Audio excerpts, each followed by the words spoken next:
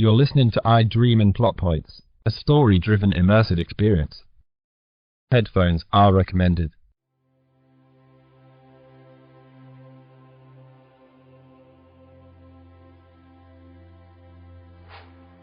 At the Water's Edge. A mythical fantasy where enemies form an alliance to embark on an arduous quest, only to find much more than they bargained for. Please enjoy this episode of At the Water's Edge.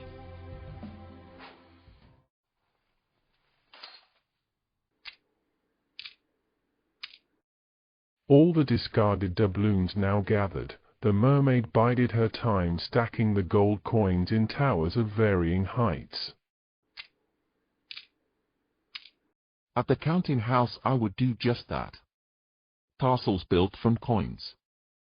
She looked up to see the knight leaning against the trunk of the tree, observing her.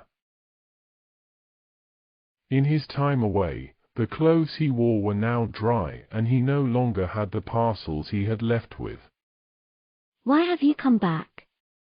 Why haven't you gone back? I told you I don't want to. So, your plan is to stay here and sulk.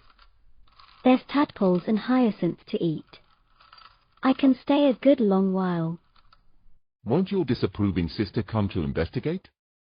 I blocked the underwater tunnel I transported you through. You dragged me through an underwater tunnel? Yes, and once I had you landed, I pushed a rock to cover the entry to give you time to regain consciousness. But if there were no urgency, why did you act as though there were? Because I've been waiting long enough. He shook his head as he sat down and began his own stack of coins. Where are all your things? My inherited items? Someplace safe. Away from me? She arranged more coins, and he continued to participate by placing a coin on the stacks. Why are you sitting with me? I know I should not be. If I've learned anything by now, it's that you and your kind are nothing but trouble. You don't know me. And yet I know that much. He set his sights on his work, adding more coins to his tidy tower. If you're going to continue to annoy me, I would rather you did leave. Her complaint was met with a frowning tisk-tisk. Now who has the temper? She exhaled with disdain. Would you like to take these with us so you have something to occupy you, or can we leave them to the depths? With us? I told you there was no need for tears, didn't I? Come along now. But how will I? I scouted ahead and set my things down to make camp near a small pond. It's not too far, if you think you can last. Yes, please. Allow me to fetch you a wrap. He picked up the clothes and cloak he had been wearing when he had first emerged from the forest of darkness. Donning this might make your journey more manageable. But once turned around, she had disappeared. Maya? Maya? Where have you gone? She resurfaced wearing a large charm on a chain around her neck. Ready. He dipped his coat that still lingered with dampness into the water. Kneeling down to cover her shoulders with the soaked fabric, he spoke sweetly to her.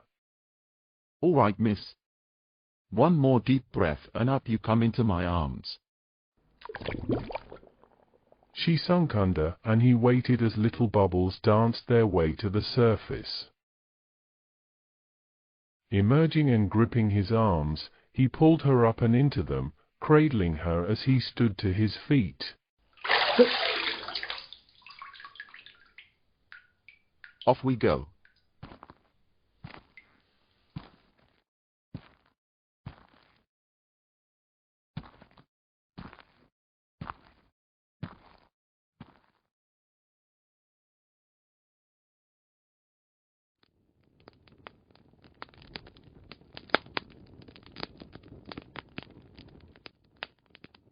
The sun had set behind the tall trees, and the ever-growing blackness was being kept at bay by the small but robust flames of the campfire.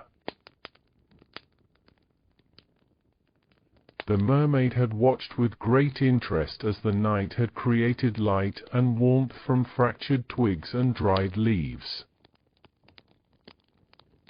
Though it had not been too great a distance from the lake she called home, both her excitement for exploration and anxiousness at leaving her family had been overwhelming. Only after a few paces into the clearing, her reluctant companion had been forced to sprint the rest of the way in order to plunge her gills under water so she would not expire. They had spoken hardly a word since arriving at the small pond, aside from his cursing and griping telling her to concentrate on regaining her composure. The flame crackled, and he scoffed at her involuntary cringe. For one with no legs, you certainly are jumpy. Will you tell me now? He did not look up as he dutifully tended to the sparks. Tell you what. The story of why you can sympathize with my angst, as you called it. He adjusted the heavy coat that covered his shoulders, his hand then grazing the row of decorative brass buttons and wincing slightly at the heat they had absorbed. I suppose campfires lend themselves to storytelling. They do. They do where I come from. He crossed and propped his feet on a long since fallen log before reclining fully and looking up at the sky.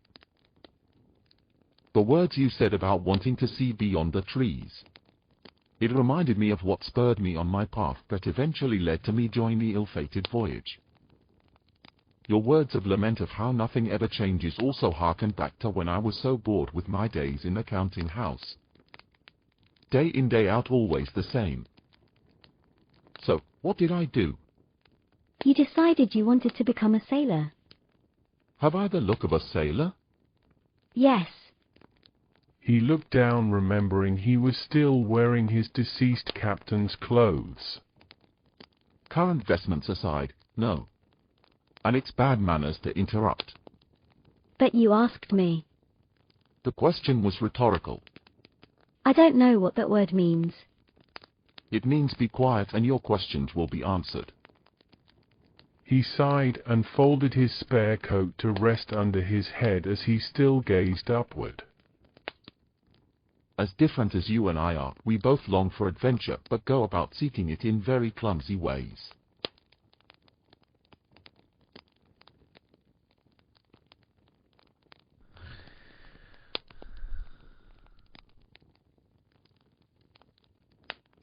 She waited for him to continue, but the sound of his breathing had changed.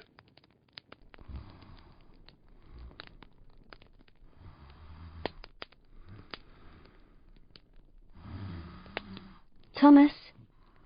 He gave no answer. Thomas? She used her fingers to flick water, and the fire gave a loud response, waking him. He sat up with a start, nearly rolling into the embers. What do you think you're doing?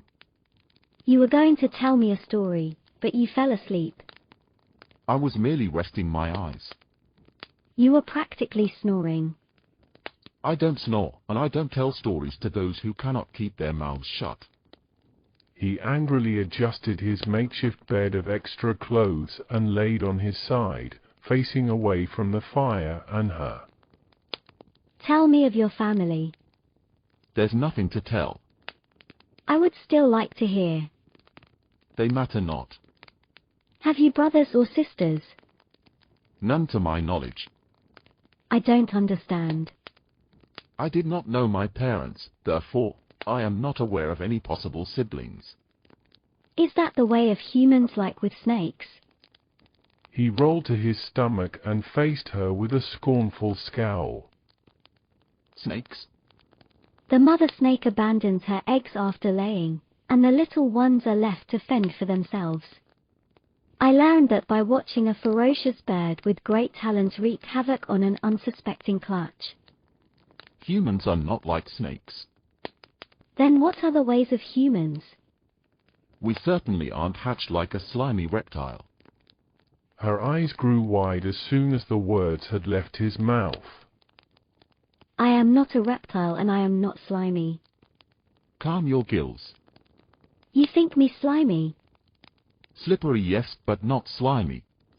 So, I apologize. Rather than apologize, you can tell me of your family. He mumbled something under his breath. What did you just say? I said all right. He propped up his head on his fist and yawned. I had a mother and father, obviously. You need both in order to propagate. But I have no memory of them. My memories begin in an orphanage. He held up his hand before she could ask. It's a place where there were other children of similar circumstance. There were adults there to care for us, but compassion was not their forte. I should say rather their assignment was to keep us alive, and they sometimes failed even at that. I hated the place. When I was still fairly young, I was told I would be joining a family. I was very excited. The thought of having my very own family and no longer having to fight for food or cower at every barked order. I never left the grounds of the commune before. I couldn't wait to see what was beyond the tall trees that masked the outer walls.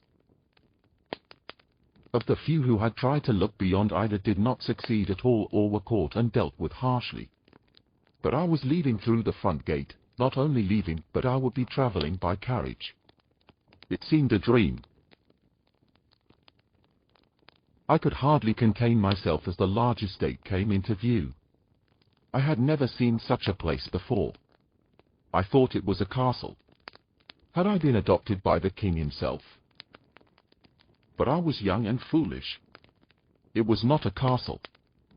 It was the home of an exorbitantly wealthy family who had purchased me to assist the scullery maids and stable hands. By joining they meant the staff. I would be at the family's beck and call. Essentially, a slave toiling under the orders of masters with no compensation apart from food and shelter. How does one quantify misery? This new place had better food and plenty of it, but the punishments were worse. There were simply too many of us at the orphanage to be handled, and one could at times slip by. But at the new place my errors were obvious. There was no one else to push the blame onto. I learned quite quickly what needed to be done and how to properly do it to avoid penalties. Aside from lack of food and other necessities I had been deprived of in my young life, I had also been starved of knowledge of any sort. While I fattened my belly, I made it a habit to attempt to glean what I could of etiquette and education by eavesdropping on the eldest son's home studies. He was to be sent off to boarding school and learn the ways of finance, but it was years before that was to occur. He and I were quite close in age, and an unexpected friendship began to blossom. Instead of merely listening in, he would tutor me in whatever he happened to be learning on a given day. This was always done in secret. It would not do at all to have the master's son actually befriending the help. The years went on, and when the time finally came for him to go, I was tasked with accompanying him on the long carriage ride to the school. After all, someone had to load the luggage and mount the horses.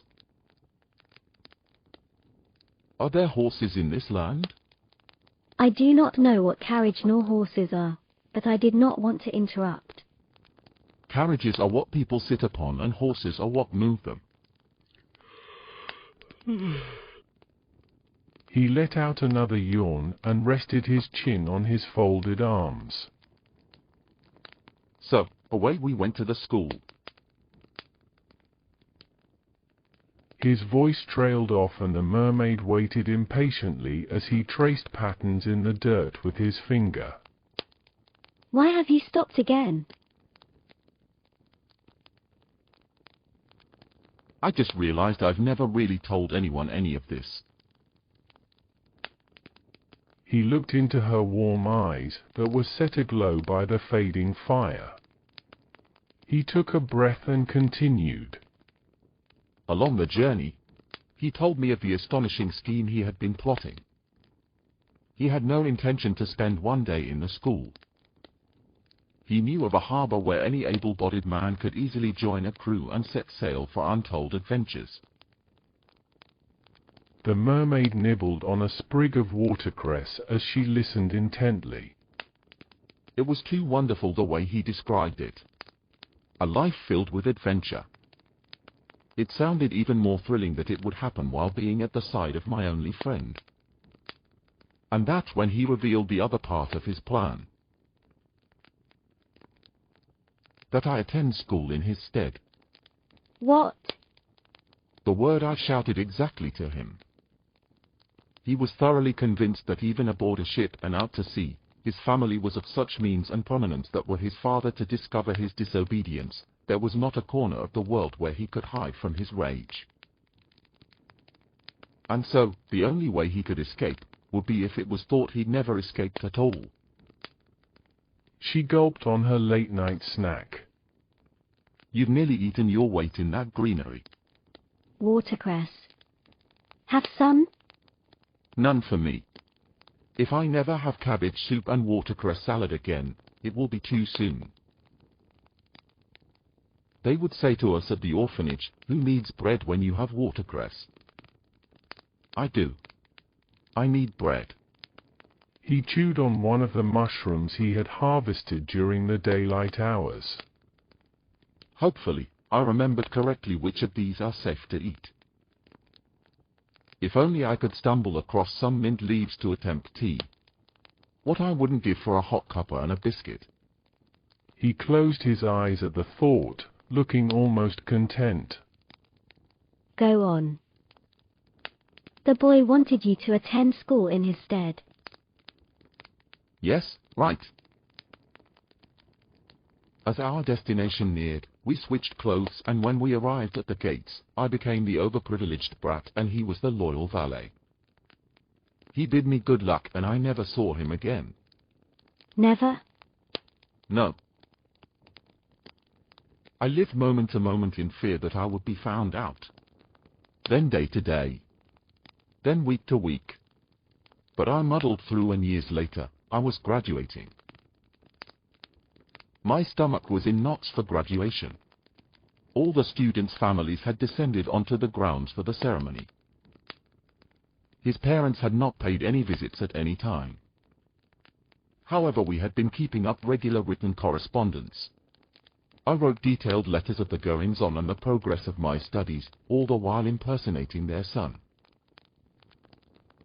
In the crowd that had gathered for the big day, I spotted them. I strongly considered running away, but I wanted my sheepskin. I had worked so hard for it, and with it came the promise of employment in a faraway village. If I could just hold on to my courage until it was in my grasp. The alias I had assumed for so long was called, and I was handed what I had studied for by candlelight, night in and night out. I desperately hoped I could melt into the masses, but the pair made directly for me. The father greeted me with a stiff punch on the shoulder, whereas the mother embraced me. It was the first true embrace I had ever felt. They were proud. I'm confused. How could they not see you were not their son? I was more of a son than that ungrateful spoiled brat ever was. Besides, it had been years since they had seen him, foregoing the unpleasant witnessing of adolescence. It was simply expected that one would change a great deal in appearance and voice. So, not a question did they raise. And then off I went, to that village, to the counting house. And then you became a knight. There was a long pause before he spoke again. Yes? Yes, that came next. How? We really should be sleeping. How does one go from stacking coins to slaying dragons? He snorted and then laughed heartily. You show your ignorance yet again. There's no such thing as dragons. Mia said the old man with the long beard from your party said you were a mighty knight that had slayed many a dragon. And I tell you that grizzled git would say anything to save his own skin. He was not only crazy but a liar as well. Now time for bed. You said you were bored of counting coins. Yes? So, you sought adventure by becoming a knight. He plucked a handful of watercress and gnashed it in his teeth, his eyes darting about. The taste is as familiar as it is repulsive. He turned his head and spat leaves into the fire. The counting house to a knight. You ask how I accomplished such a transition. Being a knight seemed an exciting occupation, especially in comparison to my daily toil. Aside from rescuing damsels and gallivanting about in glinting armor, knights are known for bashing each other about by jousting. Do you know of jousting? Of course, you wouldn't. Don't worry your little head, it's of no importance. I began jousting in the hopes that if I participated in knight-adjacent activities, a knight I could become. But there is something else one needs besides skill. A proper bloodline. A bloodline of which I have not. So I lied. Forged papers I needed to become what I wanted. Abandoned my assumed name and used my true first name along with the surname I had heard around the stables. But it turns out knighthood is something taken quite seriously, and pedigrees are very closely scrutinized, and so when I felt my secret being very close to being found out, I stowed away on the first ship I could find and then bartered my services for safe passage. Thus concludes story time. Good night. He scooped a handful of water to douse the flames and laid down, promptly shutting his eyes. Thank you for sharing your story with me, Thomas. What name had you at school? I've left that name behind me. May I know it, please? If you let me sleep, I'll tell you in the morning. He turned his head to see her sink deeper into the pond and lay just beneath the surface. He was just about to fall asleep when he heard the movement of water. Thomas? What now? I'm excited for our adventure.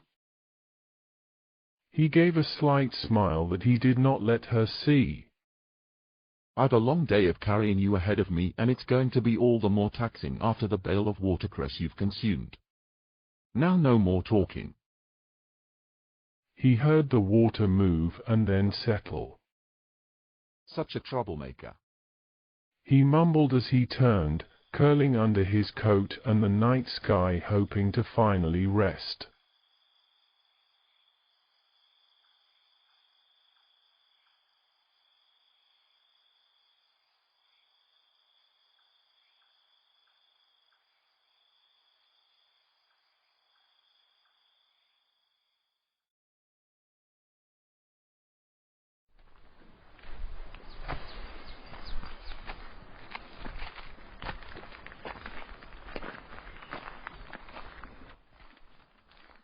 With his supplies on his back and the mermaid in his arms, the former counting house clerk journeyed onwards.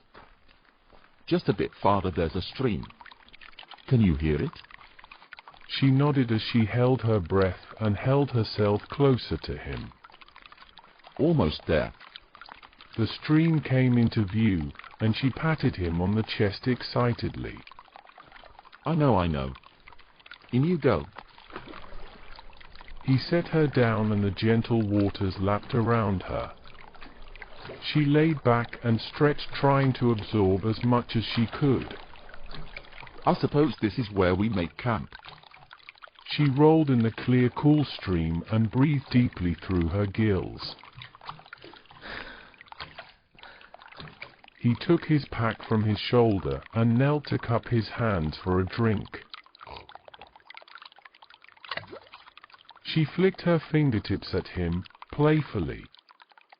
Stop that. You're the one who wants to be wet, not me.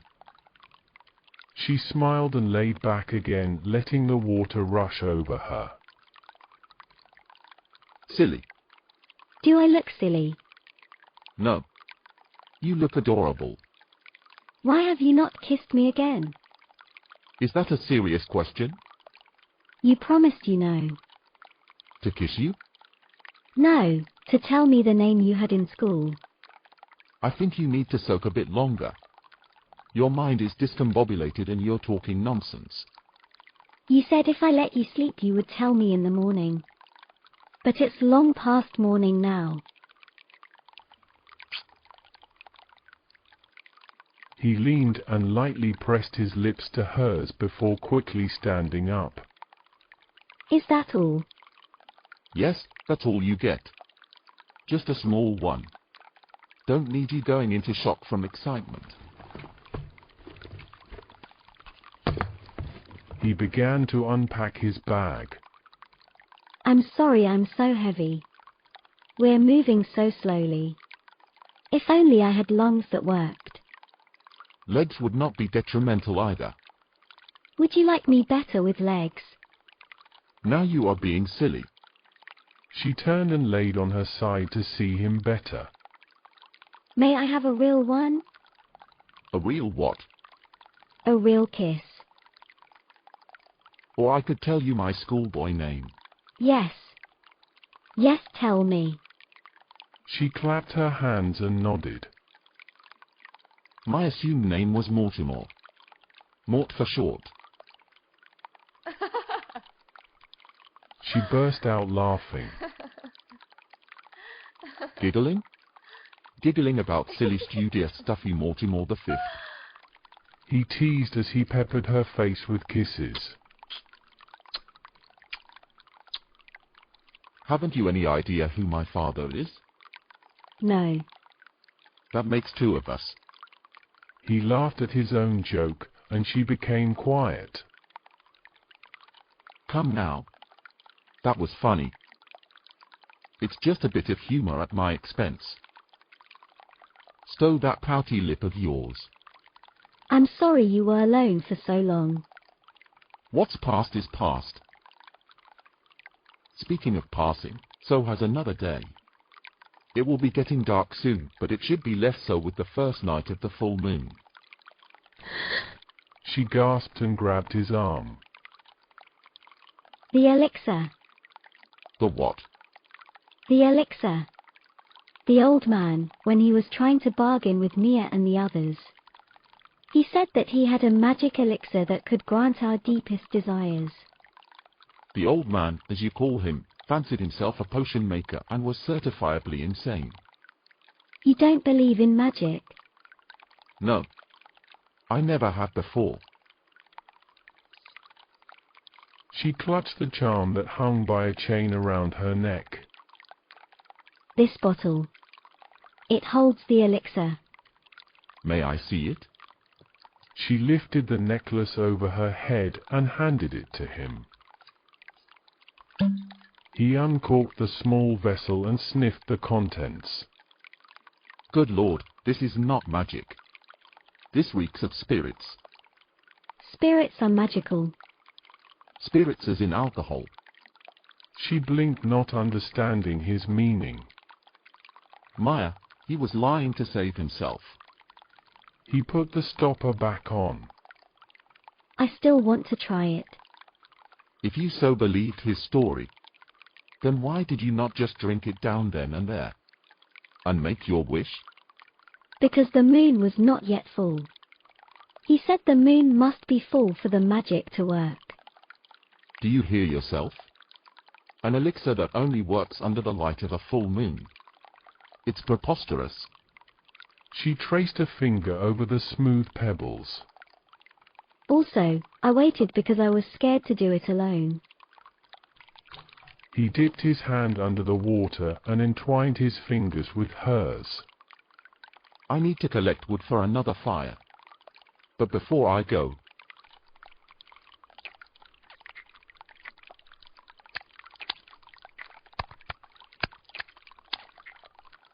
he pulled her into another kiss, her tail splashing in delight.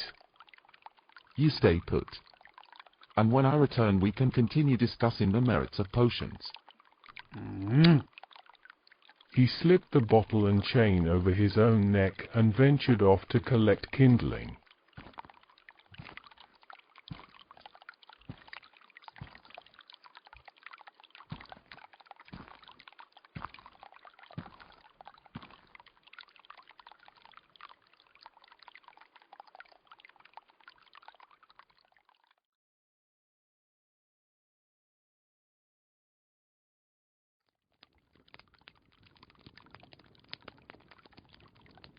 Darkness had fallen, but it was brightened by the fullness of the new moon.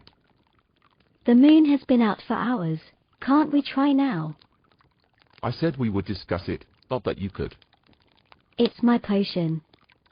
Since it is now around my neck, I have possession of it. Which means I am its custodian. Which means I will decide if and when it will be used. Furthermore, the potion was not yours. You stole it. I did not steal it. The old man offered it. In exchange for his life. We see how well that turned out. Give me the potion. No. Thomas, you give that potion or I'll never kiss you again. I wager I could last it out longer than you could manage. I need the moonlight for the wish to work. Please. What is this vital wish that has you in such a tizzy? I want to wish for legs and proper breathing so I can walk under my own power. Well, in that case, absolutely not. Thomas. Haven't I gotten us this far? But it's taking us ages. Then perhaps you should have resuscitated one of the other brutes to meet your needs more expeditiously. But they put up too much of a fight. Yes, you told me. Serves you right choosing the meekest of the flock. You'll just have to learn patience. I don't want to be patient. I want to walk. Petulant whining is quite unattractive. You say I stole the potion when really it's you who stole it from me. Would that I did, it was for your own good. You and I both want the same thing. To get to the ocean. This will accomplish that in quick time. If you wish yourself to have legs and to breathe as a human, then you will be human, and then what purpose would you have in getting to the ocean? I'll wish to have legs and proper breathing only until I reach the ocean. At such time I want to once again become a mermaid. That is not the way of magic. You do not believe in magic at all, thus your opinion matters not. Why don't you use that mouth of yours for something useful and devour more of that vegetation? Do not tell me what to do. Finish your tadpoles and hyacinth. Sweet flag. What? There are no tadpoles here and this plant is sweet flag. Whatever it is, eat up. You'll need your strength for walking around on two legs. She chewed on the flora. As he ate more of the berries, he was able to forage. You don't think the elixir will work? It's foolish to pin your hopes to the ravings of a lunatic. How can you call him that when he was your friend? He wasn't a friend, he was barely an acquaintance. The crew kept him locked in the brig. The brig? The prison on the ship. He was being sent off on conviction of being a heretic. What is? It's not good. It turns out the ship I was aboard was a most motley crew indeed. Not too far into the journey, he convinced one of the mates to let him loose, and he soon captivated the minds of the others to steer the ship towards this awful place. Do you think the elixir is dangerous? Yes, I do, in fact. It could be poison for all we know.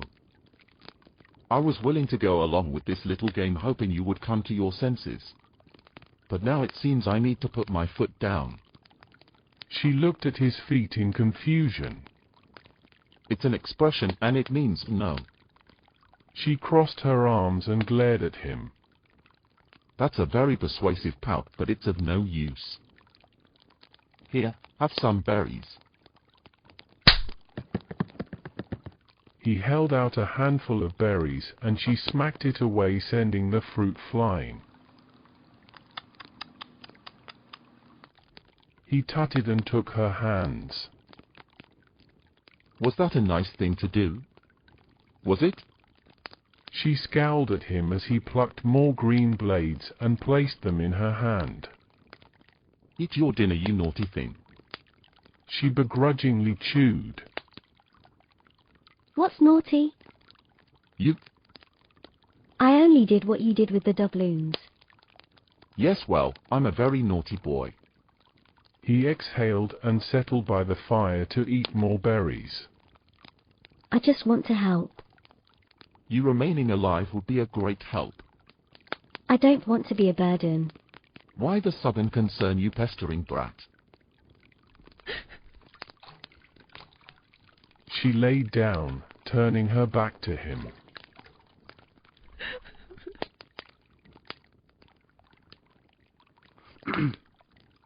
His hand caressed her shoulder. Maya, What? will you look at me? No. So stubborn. He rubbed his palm up and down the length of her arm.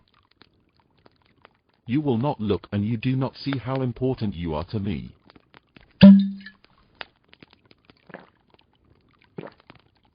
She peeked at him over her shoulder to see him uncork the small bottle and put it to his lips. Thomas, no. He cringed and coughed at the taste. What have you done? She reached out her arms and snatched the chain from around his neck as he hunched over.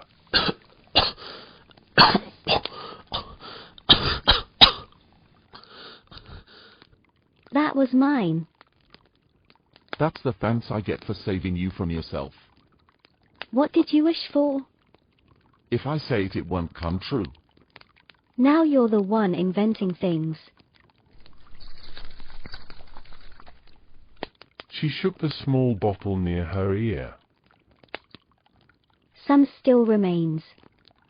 Do not make my noble act worthless. How do you feel? Fine. Fine, aside from the horrid taste. Did your wish come true?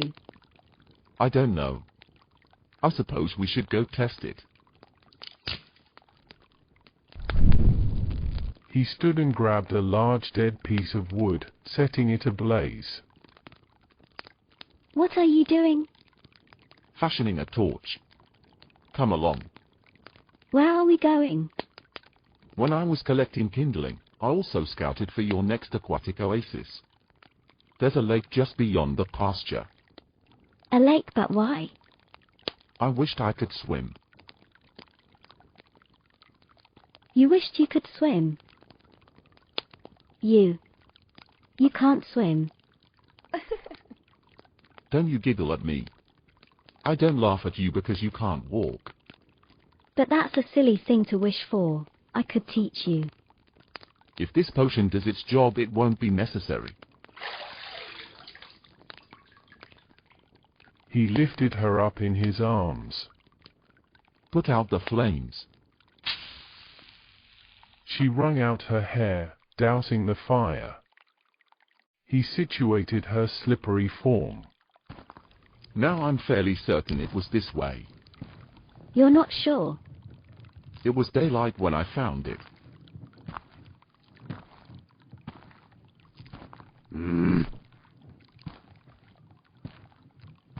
Slippery, slimy. I'm not slimy. It's rather difficult to carry you and hold a lit torch aloft. I need to put you on my shoulder. Don't fuss as you did the first time.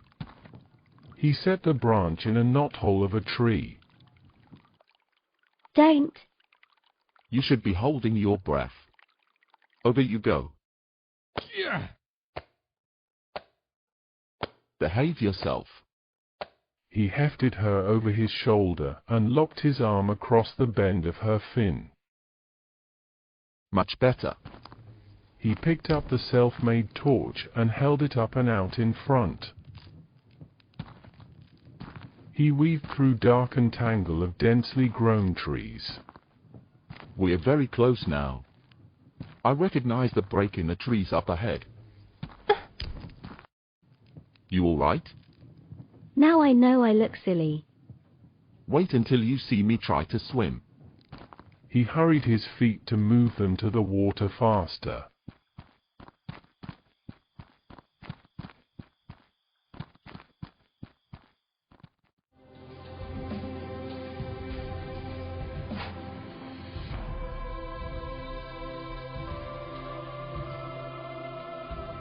Thank you for listening to this episode of At the Water's Edge. Please visit our website for more storytelling experiences.